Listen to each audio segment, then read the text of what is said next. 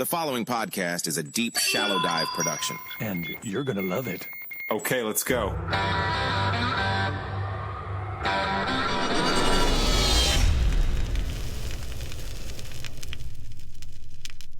Well, it is totally good to see you again. And, what's crazy is when you sent me that, "Hey, let's talk about World War II, it really was like in my mind because all of the sudden World War II is like back in the press. And there's a guy, Daryl Cooper, he's gone on Joe Rogan, he's gone on Tucker Carlson. So those guys have Daryl Cooper, and I've got my own historian, Christine Lynn. So, hey, it's great to have you back. I really do appreciate it. I've continued to get a lot of great comments and feedback on the episode we did on Russia together.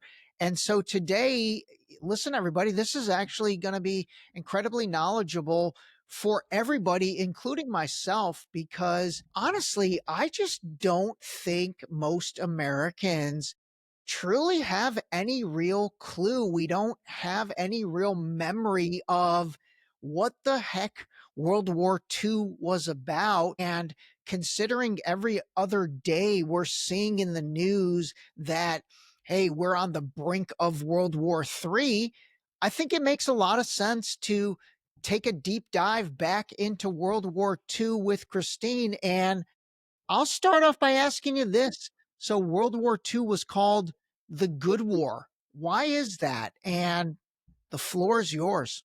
Well, thank you. Pleasure to be with you again, Ray. The Good War. Well, that is American jingoism.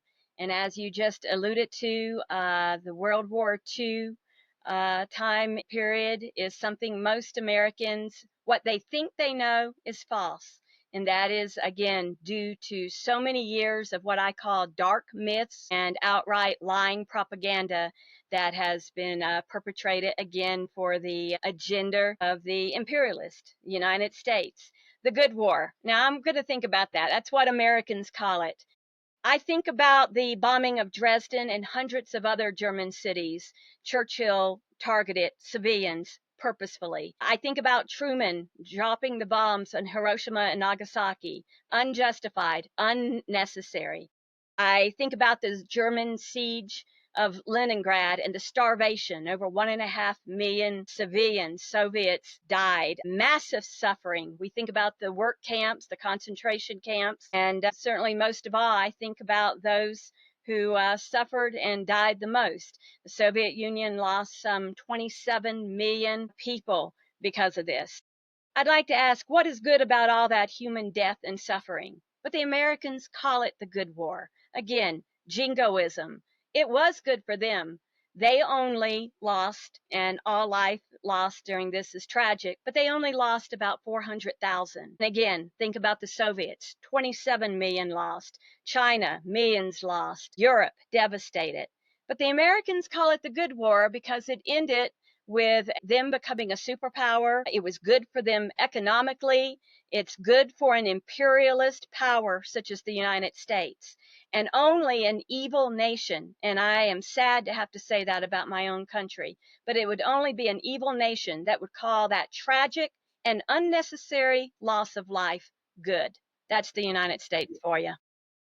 Yeah. And, again, I mean, we talked about it in the last episode, and I've talked about it in practically every episode. It's the people in power at that time. And I think for the United States, it was FDR, Franklin Delano Roosevelt, and then into Truman. And we'll talk about those guys in a second. Let me ask you this question on Dresden, on the bombing of Dresden and then Churchill. It's interesting because you hear about that a lot. And ironically, you've heard about that as a justification by Benjamin Netanyahu for what he's doing in Gaza. And like the past 18 months, I can't tell you how many times I've heard Israeli government officials almost say, well, you guys did it in Dresden to, anyone English that brings it up. And they literally say, well, what's the difference with that and what we're doing?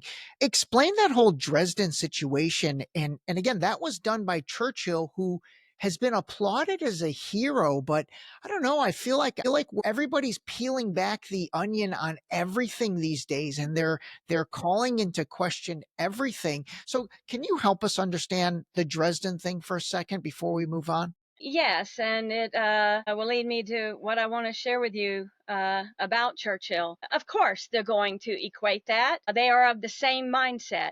Human life means nothing to that human demon, Netanyahu, just as human life meant nothing to Churchill.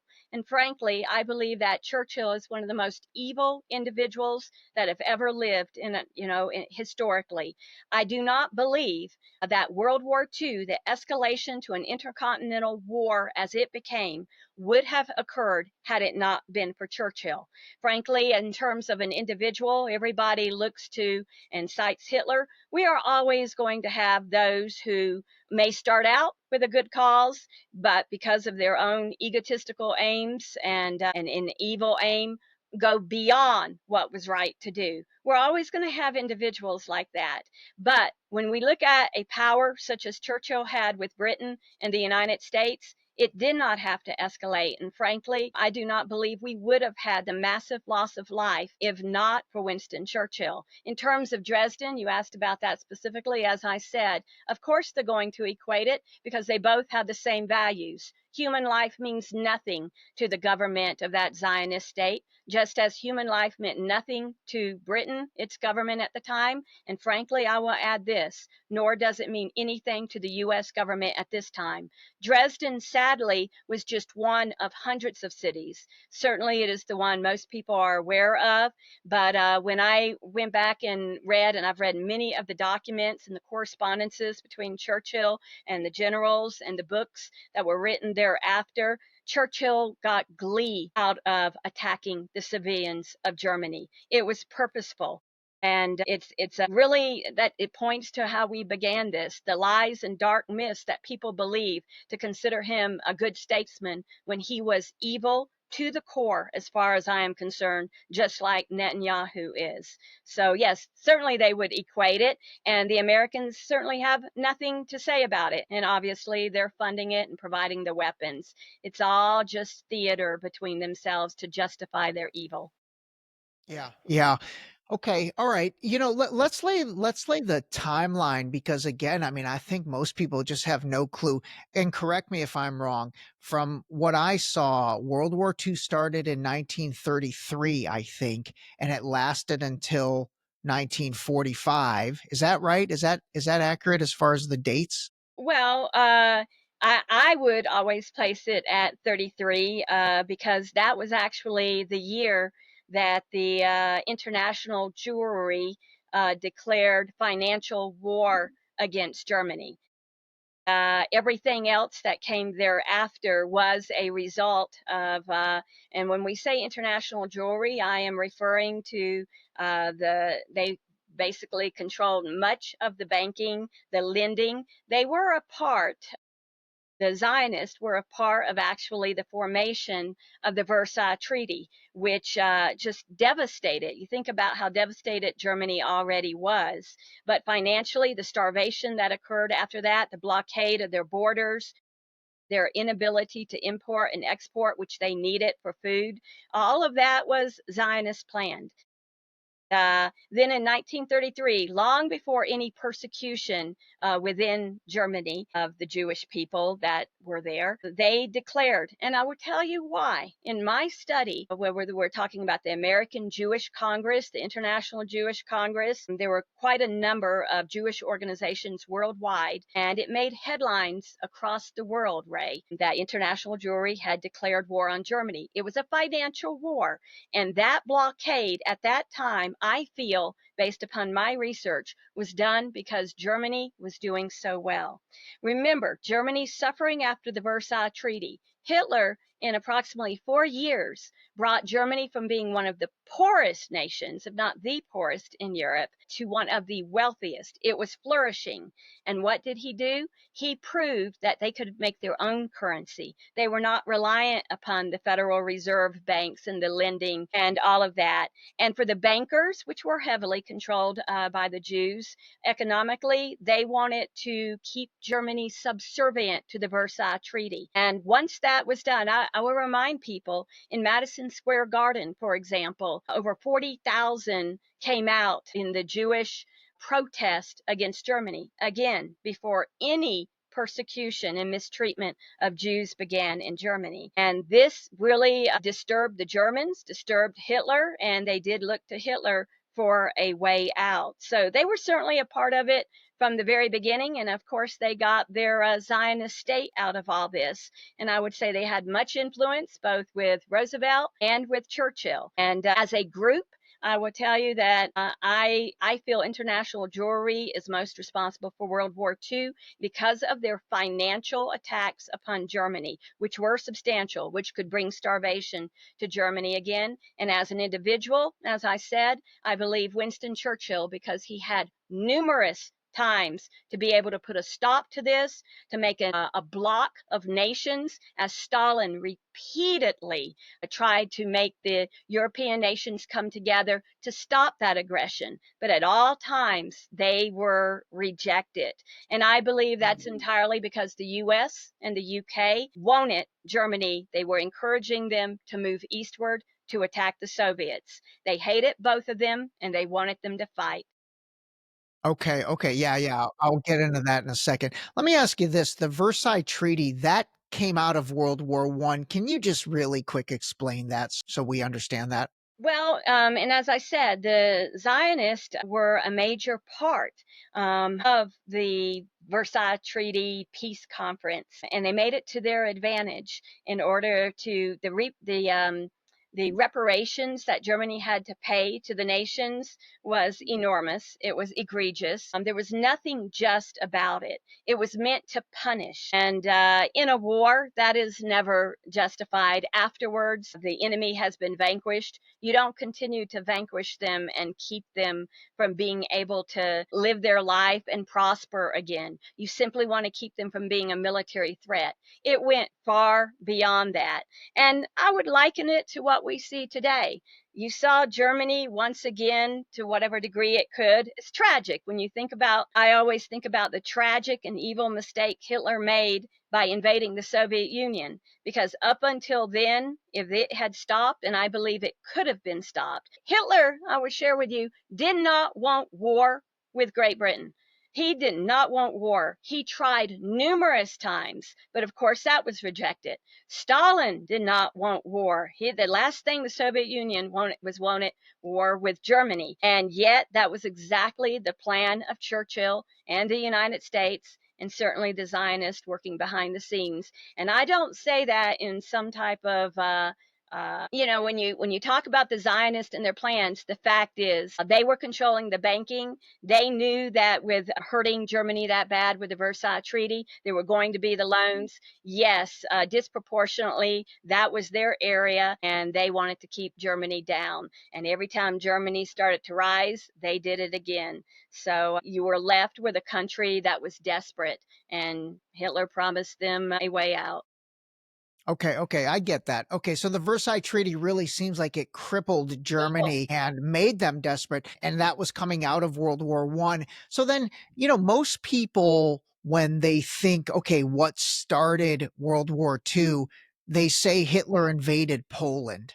Can you, and again, trust me, I get it. I get it. Like I don't look at anything on the surface anymore, but can you help us understand maybe why that is considered the start of World War II and what that was all about? And then from there, what was the alignment? Like what countries then, I guess, came to go against Germany and what were the teams, so to speak? Yeah. Well, I would like to address it. This is one of the most darkest lies that are told now. And when I think about World War II, and I think particularly about the Soviet loss, No, in the Bible it says no greater love has one for another than to give their life. I think about all of those who gave their lives to defend the motherland. And then I look at what the United States and Europe is now saying was the cause of World War II. And I find it disgusting. Most often, they are now trying to equate the Soviet Union and Germany on equal terms for causing it. And nothing could be more disgusting, dark lie than that. On the contrary, Stalin in the Molotov-Ribbentrop pact that many want to now say was the cause of it. No, that was justified and probably one of the wisest things Stalin did. Prior to that, and to your question, is the other countries, be it Italy, France, the UK, had engaged in numerous pacts with Hitler. Many of them. I would, from my memory, say probably 7 or 8 of them. And yet they always want to point at the one that was done last that Stalin had to do just to give themselves more time once he realized that that Stalin was going to be fighting the Germans one-on-one. When it came to that, despite all of his trying, he knew that.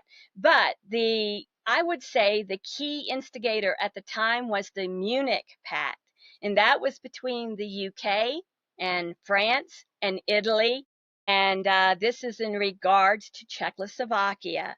And they betrayed Czechoslovakia. Those nations had agreed to always defend Czechoslovakia. They essentially just handed Czechoslovakia over to Hitler. Once he had the Sudetenland, and I will even say this, in terms of the Sudetenland and the mistreatment of Germans in those lands that were rightfully German, the Versailles Treaty, the evil of that took away those lands, really did need to be with Germany. Germans were being persecuted and killed in those lands. But they betrayed Czechoslovakia, and Poland got its piece out of Czechoslovakia as well. It was not some passive part of this.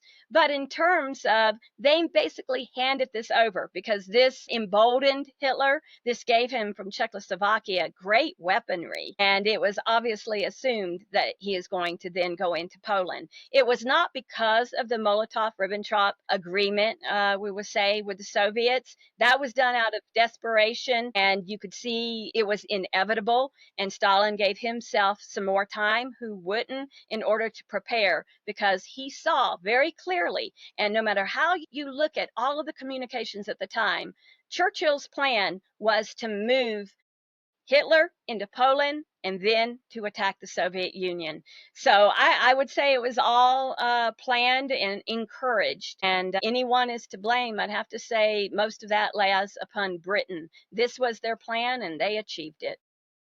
Yeah, I definitely think that's the case. So then Hitler did though invade Poland, and is that when England, Great Britain, Oh, and no, then France came in? not exactly. 17 days later, due to the pact that had been made with the Soviet Union, the Polish government had exited. Soviet Union certainly was going to take their buffer zone in that part of Poland. But at that time, that's when they declared war upon Germany, when England declared war upon Germany, but they didn't raise a finger. They didn't do anything because, again, they wanted it to continue to progress where it would be between the Germans and Soviets. So it was quite some time later before they declared war, but before they actually engaged. Okay. So you're saying it was almost like Churchill and England was trying to bait Hitler versus Stalin, correct? It They wanted was. that to happen? It most certainly was. And Stalin knew it. When you read the papers and the meetings with his generals, they were aware of what was going on. And when I talk about, how much Hitler did not want war with England, let's go to that. Something people don't know. He repeatedly, in fact, it's very sad, he thought so much of the British people to his detriment that he even let them escape at Dunkirk. That was not some heroic and wonderful, miraculous. Hitler himself let let them escape. He felt so well toward the British people. And of course, he would come to regret that. He had the power at one time and did nothing that he could have in regards to Britain. But no, they most certainly, and I'm going to go back to what we were discussing earlier. The core of this was to get, in terms of the UK and also the United States, and the Zionist interest was to get the Germans to attack the Soviet Union. Both of them, all of these other allies, if you can call them that, were plotting against the Soviet Union, and they felt the more that they died and the more the Germans died, the better. And of course, in the end, the U.S. comes in at the very end in order to get its vassal states. But they are not the ones who lost. And I would say, I told you earlier about the currency that Hitler, he was thriving in that country. And that was something the Zionists could not accept. And in the Soviet Union, things were changing. Stalin was now, his power was increasing versus the early, or we call them the old Bolsheviks. And they were the Trotskyists. That would really be the Jewish element. And they were losing power completely there. In fact, Stalin was seeing the evil that was being done by them in his country. So they were now unhappy with the leadership of the Soviet Union. Certainly, they were unhappy with the German leadership because they were thriving economically without them. And they won it, and they did masterfully have those two fight. And that is the tragedy of it all. It was preventable, and Churchill could have prevented it. And I would tell you, there were numerous. I've read the correspondences from Stalin to Churchill, and he could never grasp why they would not open another front and why they delayed. But of course, he understood. He, as I said, began to understand they wanted him to face Germany one-on-one, and they had to.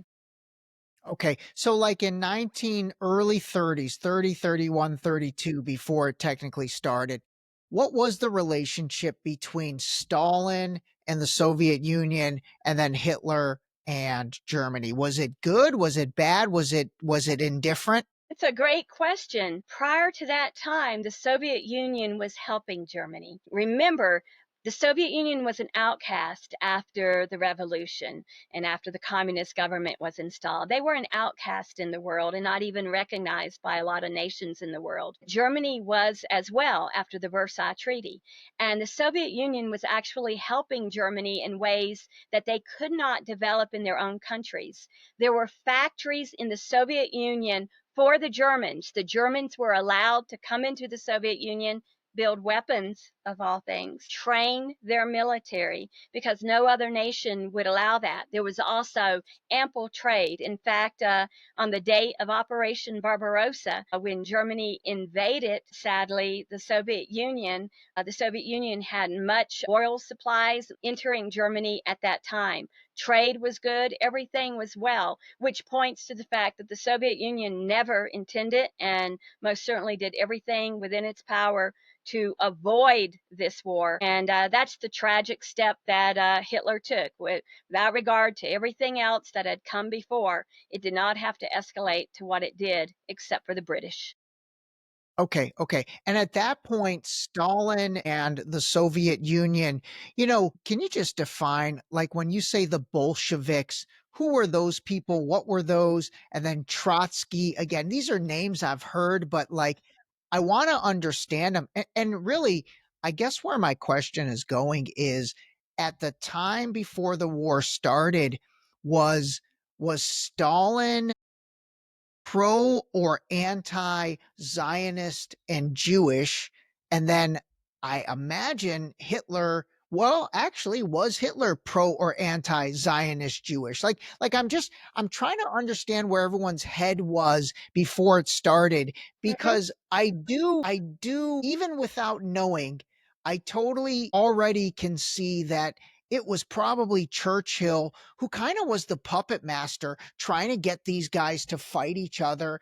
And I do think Churchill was absolutely pro-Zionist for sure. Yeah. Am I right about that? You are right that he has said that. I remember several of his quotes where he proudly declared his alliance with the Zionists. All right, so That was a multi-question, so I I jotted know, some I'm notes from sorry. what you asked. So if I omit one, remind me. What was the status of the Soviet Union at the time? At the time, Soviet Union was doing incredibly well. Stalin had begun what is called his 5-year plans. Industrialization, literacy. He had brought the country from the most illiterate nation in Europe to the most literate. The agriculture was doing much better. And of course, this was an area, that whole part of Europe, that suffered frequently from, crop losses. And his plans were actually raising the standard of living. The medical care was excellent. I mean, excellent in view of what it was before Stalin began to improve it, even in the rural areas. So the literacy rate went up. He felt that everyone should have an education. So the entire society was actually doing very well and had no hostilities toward Germany. In fact, as I said, was helping within. And this is a part that I'm glad you asked. Americans don't understand. They grouped communists together, the Bolsheviks together, the Bolshevik Revolution. And of course, that was led by Lenin and overthrew the Tsardom that had been there. And of course, with the tragic loss, unnecessarily, the murder of the family. But in terms of the abdication of the throne of the Tsar, we had an interim government and then the Bolsheviks took over. People sometimes blame that all on the Jewish part of the Bolsheviks, but it was a mix. The Soviet people were multi ethnic, and they certainly had no, I would say, as a people at all, against the Jewish people at all. It's always been multi ethnic, and that respect has always remained there. But at the time, there was a division in the Soviet Union between the Bolsheviks. You could already see what was later to become that division. Trotsky was a Bolshevik that wanted world revolution. And frankly, I believe him to be a madman. He would join with anyone. He would join even with the enemy in terms of at the time when Germany was later fighting the Soviet Union. He would join with anyone in the world and was heavily financed, again, from the United States as well, to go against the Stalin government. And I would have to say Stalin's leadership, what people think of Stalin, almost everything they think they know is false. And I've read the declassified CIA documents in which they said, and this comes later, after the end of World War II, that the CIA wanted the American people and the people of Europe and even the Soviets themselves, the younger generations that have come thereafter, to have a completely false view of who Stalin was and what he did. No, I would say that he was ruthless. He did what he had to do to protect the Soviet Union, but the millions of deaths attributed to him are completely lies, no matter what Mm. aspect you come from. And I have studied it both practically and also in the documentation. And that was, we can get to that later. But no, there was nothing anti Jewish at the time, but there were divisions among the Bolsheviks. And you can't just say the communists and the Bolsheviks, because there's a huge line of difference between Stalin, traditional values. I mean, he really was against abortion, wanted the health care, the lifespan went up, the infant mortality rate went down. He was focused upon the people. I would say Trotsky was a man who wanted the power, lost the power, and never let it go until his death. In terms of Hitler, you asked about in regards to the Zionist. I would say, it's interesting. There was a lot of investment in Germany. I don't feel at all that they controlled him, as some people allude to, but there was a lot of investment there in terms of the money. Both countries, for that matter, they were involved worldwide. But again, I point out, I would say that there was no better place on earth as a Jew to live than in Germany pre-World War II. And they had a great standard of living. They had many businesses. So for them to declare financial war worldwide against Hitler made no sense. And that is because the international jury cared nothing about the people who would suffer in that country, because still there's big money to be made. Perhaps that answers your question. If not, Yeah, yeah, that totally does. No, no, that totally does. Let me ask something. When you're saying international jewelry, how do you spell that?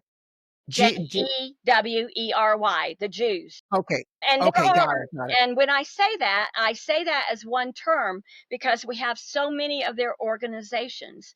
We have the International Jewish Congress, we have the American Jewish Congress. Right. There are many organizations. They all bound together at the time and made a economic blockade of Germany so that nowhere in the world could you buy German goods, and you certainly do not sell to Germany. And that could have been devastating. That could have been brought on the starvation that they had suffered right after the Versailles Treaty. And no, the Okay. German people cannot accept that. And it's just very sad. I would say it's tragic to see that they encourage this loss of life for Germany to invade the Soviet Union. They really would help either side. Frankly, the U.S. corporations would help either side whenever they saw one prevailing, because they wanted as many Germans and certainly as many Soviets, who was their prime enemy, to die and to weaken that country as possible. And that is diabolical. That is evil. But that's how No, it that came about. definitely is. It's disgusting. Okay, okay. All right. So before I get into your feelings on something which I really want to ask you, I just want to lay that lens. So we've got England, France.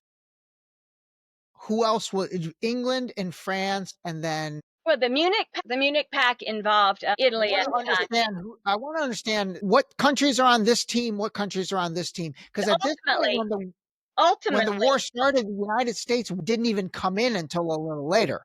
no, very much later. Let's wait until 44.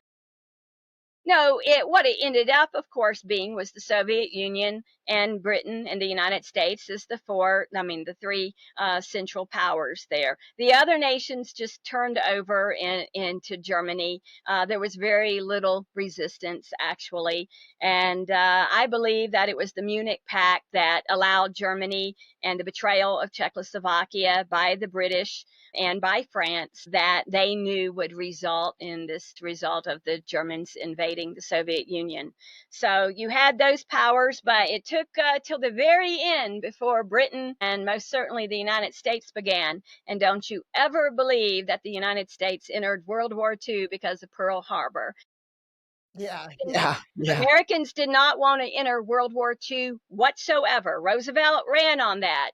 Our boys are never going to be in a foreign war. No, I believe from everything that I've read, he knew full well that they were going to enter it.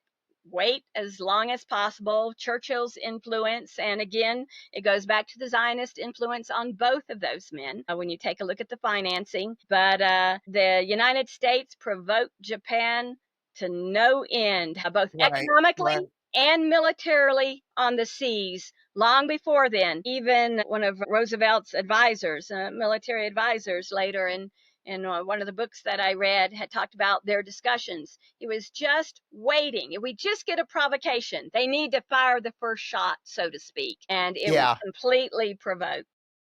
No, there's a lot of talk There's a right lot. now on false flags and the concept of false flags. And I mean, that term's been around for a while, but I don't think a lot of people have understood it. And I know Pearl Harbor is definitely one of the case studies on false flags and, provocation in order to be able to then do what you want. 9/11 being another.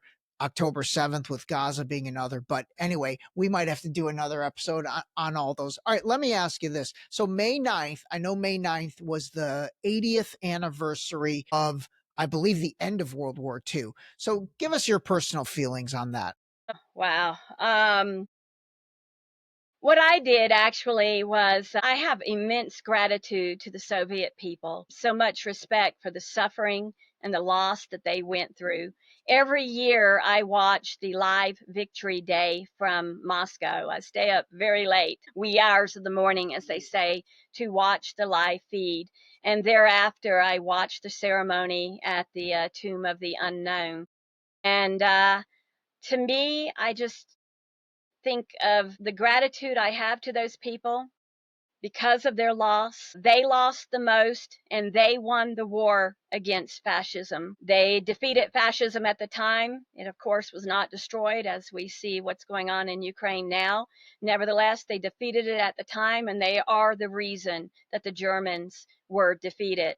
And that leads me, my respect for them, my love for them, and the loss. Not a family was left untouched. Not a family in Russia today is left untouched because they all have loss of life. And the worst, the bombings, I think it was something like, I don't know, 1,700 cities in the Soviet Union destroyed. Like I said, 27 million lost. Of that, 17 million civilians. So you see, today when I 27 million million, loss of life. and that brings me to the disgust that I have for the United States government, Trump, and Europe right now for their dismissal, their disregard, and their persecution, and their lying tongues to ever act as if they, the United States, won the war. That is disgusting. Talk about the revisionism of history. It's been going on, though, Ray, for several years. I've gone back and listened to past presidents, and the minimization or complete lack of even citing the Soviet, what they gave, certainly the minimizing, has been going on in Europe and the United States for quite a number of years now. It's just now reached its apex with the president. I read what Trump's declaration for his victory day and trying to take all the glory. I just find that egotism and that arrogance disgusting, but it's nothing new. It's just blatant now for the American people to see. And it's very sad because, they've done polls where many Americans and many Europeans do not even realize that the Soviets were our allies, or we might better phrase it, we were the allies of them. They are the ones who won the war, and the input of Americans in lives and equipment was minimal. Yeah, no, totally. I don't think, again, this is why talking about World War II is so interesting, because I don't even think most Americans realize that in World War II, technically, America and England and the Soviets were on the same team. And quite frankly, it was the Soviets that did all the heavy lifting. Okay, let me ask you this. Who was responsible for igniting World War II and why? Well, it goes back to what I was telling you earlier. I do believe it was the international Jewish organizations, and they benefited great economically, which in turn means the United States and the UK benefited greatly. And the single most individual, not Hitler, no, Churchill. And at all times, that evil man, his plotting, as well as with the United States against the Soviet Union, anything.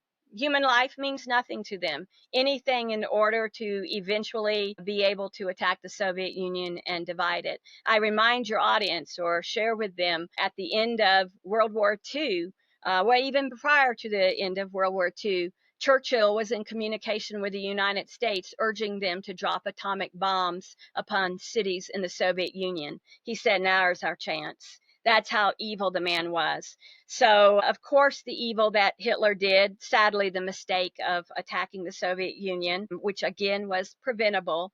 But I would say that the one who had the power to keep it as an individual from happening was Churchill. And of course, his Yeah. plan, what he wanted was for the tragedy that happened to occur. I would say those two. It's always about money for Britain. Disgusting. It's just a disgusting government. It was then, it is now, and same with the United States. Their hegemony and their economic power is what is most important to them. It was then and it is now. Yeah, absolutely. Okay, I know with World War II in particular, there were a ton of prisoners of war. What happened to all those people? Well, that brings up another dark myth, a lie that people believe. Goebbels in Germany was an excellent propagandist. And he had made the German people, both the civilians, And by the way, Goebbels was that like Hitler's number 2 guy or like minister of his propaganda. lieutenant? He was the minister of Okay. propaganda, and he was excellent at what he did. And I've taken a look at what was printed in the magazines and the papers and the posters in Germany to completely make them fear the Soviets. The civilians feared the Soviets, thinking that, if they came into a town, that there was going to be mass murders and mass rapes. And even the soldiers, the German soldiers fighting, had been given this lying propaganda about the Soviet troops. And thus, as they were being defeated, everybody thought it was better to surrender to the Americans. Big mistake. Big mistake. Talking about the prisoners of war, something I think Americans should be aware of.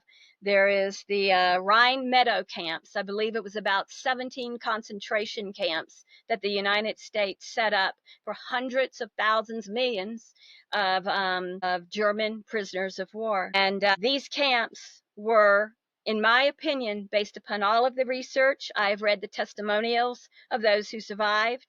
I've read the testimonials from American soldiers who were guards at these camps. And I have come to the conclusion, based on much study, that it was intentionally that the German prisoners of war were kept in such deprivation, no shelter whatsoever, just giant camps on the land, massive mud, massive disease, and they were starved to death. And some people like to refer to these, because Eisenhower was the head of the U.S. military at the time, operations. They call them Eisenhower camps. Well, what I will say, I don't know whether the buck stops at Eisenhower or does it go to the general chiefs of staff. But what I do know is it was systematic. It was not an exception. And I've read plenty of Americans who also shared where there would be so much food and they would not give it to them. They died by the thousands and thousands. Some estimates put it up to 1 million. I don't know. Certainly we could go into the thousands or tens of thousands of Germans needlessly died. And there was plenty of food at the camps. I remember one, in fact, Where are these camps? These camps you're these are talking along the about? What? Rhine. They're the Rhine Meadow camps. They were put along the river and built I don't know. by the Where is Americans that? in What country are we talking? Germany, but they Germany. had camps elsewhere as well. France also had their camps and did their mistreatment as well of the Germans. I would tell you that the Germans were not treated according to international law. And in fact, it was signed before, right at the end of the war. Eisenhower signed it so that he would not call them prisoners of war and get out of that caveat so that the Red Cross would not be able to visit. There were occasional Americans in authority who came there. Red Cross was not able to visit them, who was able to come there and at that time bring in food. By the way, I would tell you that civilians or American soldiers who tried to give food to them would be killed.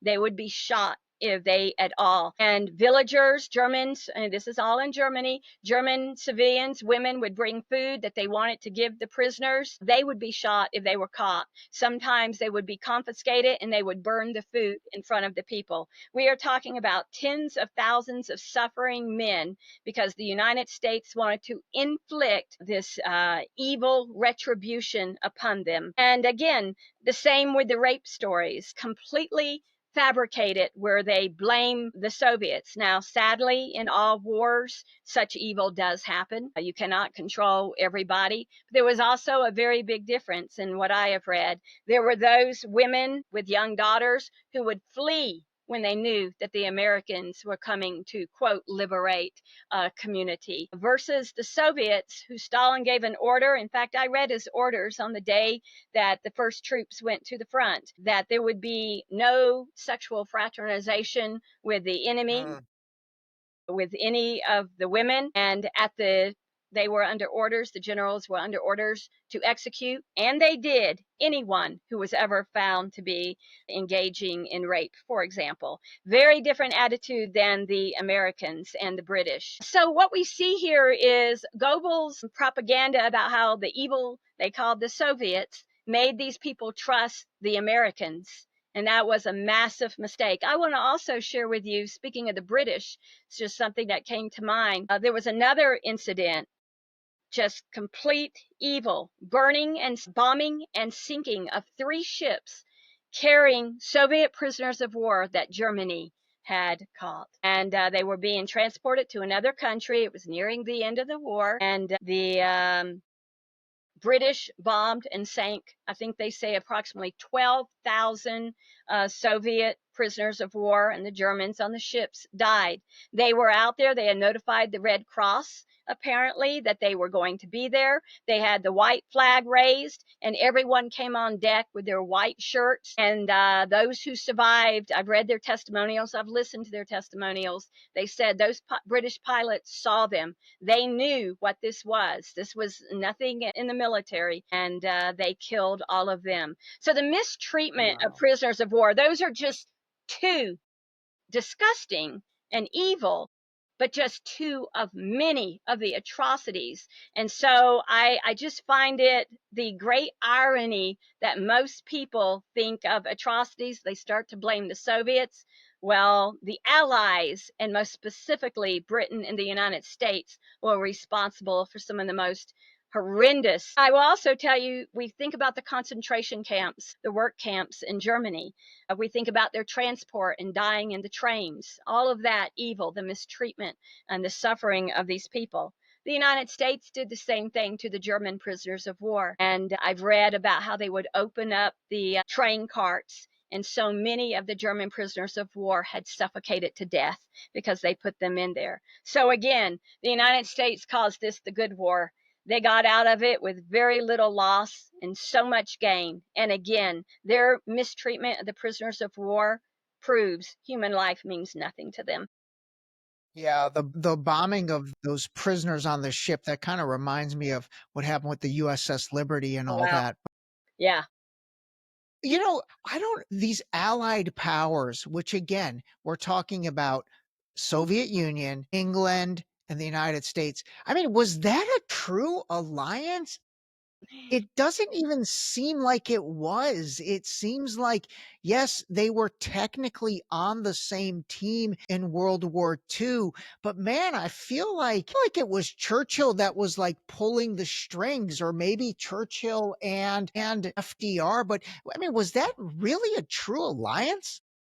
Not at all. You are completely correct. There can be no alliance between good and evil. And in that alliance, because they had a joint enemy at the time in regards to Hitler's aggression, they joined it. But I would definitely put the word alliance in quotation marks, because Stalin's Soviet Union always, I would say, negotiated and communicated with the other 2 allies in good faith. The sincerity there, but he was not met with that. He was betrayed at every turn. So, no, there was no alliance. And of course, intelligence sources that the Soviet Union had in Britain at the time was excellent, and they understood what they were dealing with. That is why when the Americans look at it, all my life, I've heard people talk, oh, how bad it was that they had to join with the Soviet Union. They speak as if it was a bad thing. Again, putting Britain and the US on some righteous level. The truth is just the opposite. The Soviets were the ones who did not want the war, and it was the other 2, the British. And I like how you said about them pulling the strings. Yes, Churchill did this, but his strings were being pulled too, as we discussed earlier. But no, there can't be an alliance between good and evil. And in those allied, the good and the righteous on balance is the Soviet Union, and England and Britain were calculating so that they would get the most out of this and give up the least. Yeah, yeah. Like, did England, and then even more importantly, the United States, I mean, did they really consider Stalin a threat and the Soviet Union a threat? Like, again, even though they're technically both on the Allied side, but did they legitimately fear Stalin at the time and the Soviet Union? I would tell you what they feared. They did not fear a military threat from the Soviet Union whatsoever. What they feared was, as I shared with you earlier, what they feared was not a military threat, but was the high degree of education. In fact, I have read a lot of the now declassified CIA documents at the time, and I remember, I think it was in maybe 1946, some of the papers I was reading then, in which they referred to the Soviet government as an aggressive government, as a threat of world domination. And once again, what we see is the Soviet Union was doing none of that. But at the time, the biggest colonial power prior to this, was England, and of course the United States in terms of its imperialism. Projection.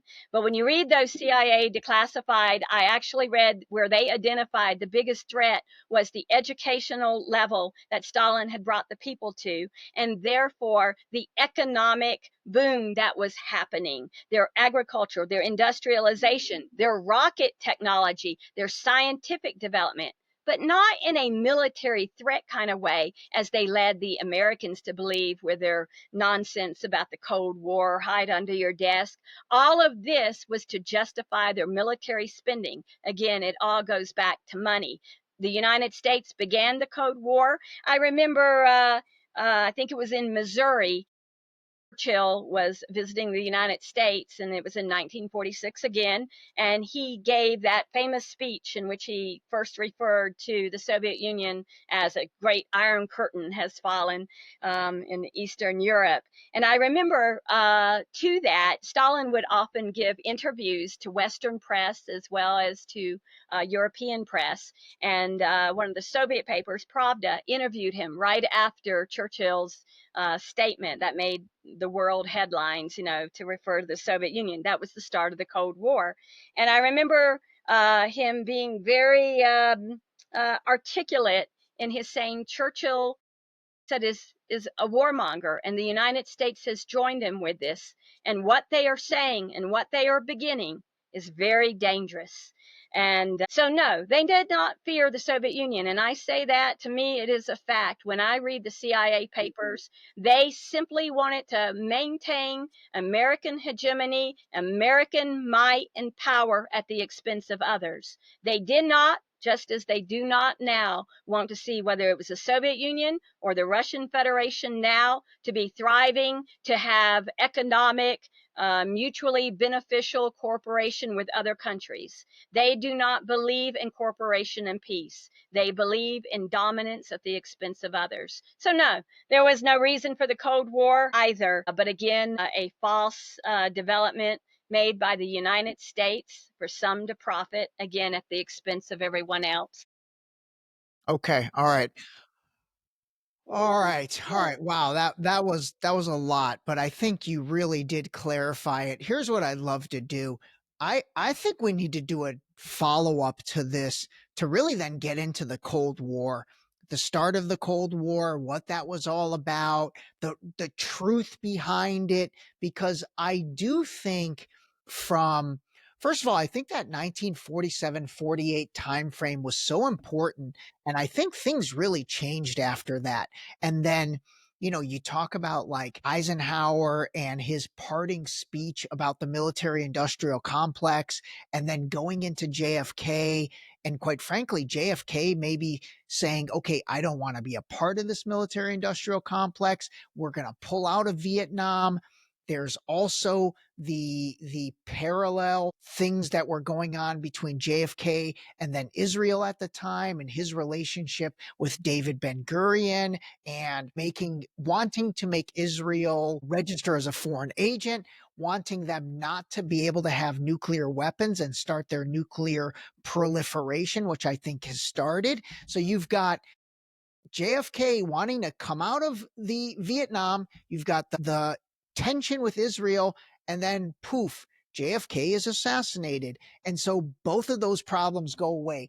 My point of saying all that is what I'd like to do in a follow-up episode, if you're up to it, is I do want to then get into really this Cold War Okay. and talk about all of that, because I know your grasp on the Soviet Union to the Russian Federation is so strong.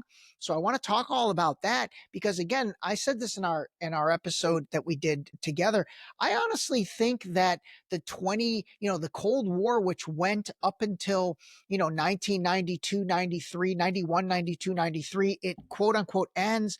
And then all of a sudden, the war on terror starts. And now it went from the Soviets being the big bad wolf and the enemy to the Muslims and the terrorists. And all of a sudden, that became the big bad wolf and Mhm. that became the enemy.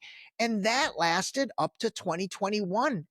And then we end that, and then all of a sudden, Ukraine, Russia, it's almost like back to Russia being the big bad enemy.